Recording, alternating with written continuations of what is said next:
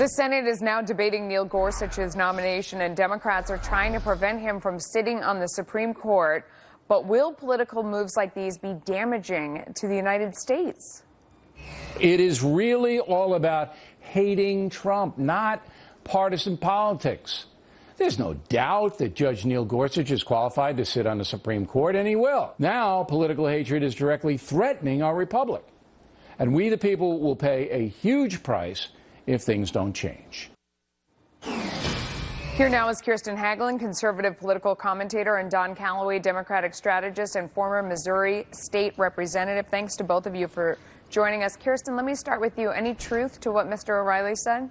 Well, yes, and I think that most Americans feel it. All you have to do is open up your Twitter account or Facebook profile in order to see that the rancor doesn't just exist in the Senate, but it does among everyday Americans. And so this is something that we all have to take some responsibility for. And this election just really brought out the worst in everyone. Of course, with what's happening on the Hill this week with the nominee, Neil Gorsuch, isn't helping very much. But really, Americans set the tone. Right? If we don't like what our senators or congressmen are doing, then we have the ability to rise up to let them know and to vote in a certain way. And it's the apathy, really, that is growing in a very destructive way because people feel like they don't have any efficacy anymore to affect these people. And so they don't show up and they don't vote. So really, this is about Americans saying, hey, if you guys aren't going to vote this guy in, for Republicans, if you aren't going to show respect to our leaders, then Americans have to step up and they have to vote. Yeah.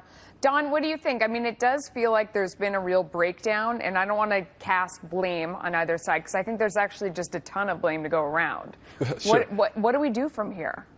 Well, I think that first, it's kind of disingenuous to not have this conversation in the context of what happened to Judge Merrick Garland last year. The reason that we're here now and the reason that Chuck Schumer and Senate Democrats... But that's blame. We're going backwards. What do we do from here? Absolutely. But so going forward from here, but that is why we're in this position. But going forward from here, it's important, in my view, that the Democrats hold their fire on this and not use the filibuster. I disagree with Mr. O'Reilly that it would be the end of our republic. I think it's important to remember that in times like these, there have always been times like these. So no, it's not the end of our republic. It doesn't threaten our democracy. Every 2 years, the Senate gets another chance to adopt its own rules. So if the nuclear option happens, which by all accounts it probably will, should the Democrats attempt to filibuster, then we'll have another set of Senate rules in January of 2019. So it's not the end of our republic. Yeah. However, it is a substantial incursion upon the Senate traditions, which we hold very dear here in D.C. Kirsten, I mean, that sounds like that would be a clever move. I mean, if Democrats watching the chess game play out knew, so we filibuster, and then they change the rules and go nuclear, so we end up with this guy anyway. Why don't we lay down our weapons and look like the good guys? Right. I mean, would that be a clever move? I mean, would they look like the better people, or would they get hammered in their district for rolling over? That's exactly right. Right here, the Democrats are being driven by the same kind of real animus and enthusiasm among their base that Republicans were faced with in 2010 in the Tea Party, right? And that real drive toward ideological purity. And in some ways, that's a good thing because you get people more engaged. On the other hand, it doesn't really set the stage very well for trying to find common ground or trying to take the moral high ground or the higher road in this case. So they're being pushed. I mean, it's hard to underestimate just how much they're being pushed by very vocal liberal groups, which don't make up the majority of the Democratic base, right, to do this and to not agree with anything or any nominee that Donald Trump puts forward. And the fact is, if Neil Gorsuch, who really is an excellent, I mean, enough cannot be said about this man, and liberal lawmakers as well have applauded him and his record. If he can't get 60 votes in the Senate, there's no nominee who's going to be able to get 60 votes from Democrats. So, Don, is that one of the challenges of times like right now, is that after you have an election, it's sort of decided for a little while. So the people who are totally engaged right now on both sides are kind of hysterical. Like they're the people who are really fired up. And I don't mean to say that in a negative way. I was kidding. Sure. But it's the people who are really committed to what's going on. And people in the middle are tuning out a little bit because they're like, well, you know what, there's not an opportunity to vote for a little while. I can't do anything about it. I'm going to go, not focus on this right now.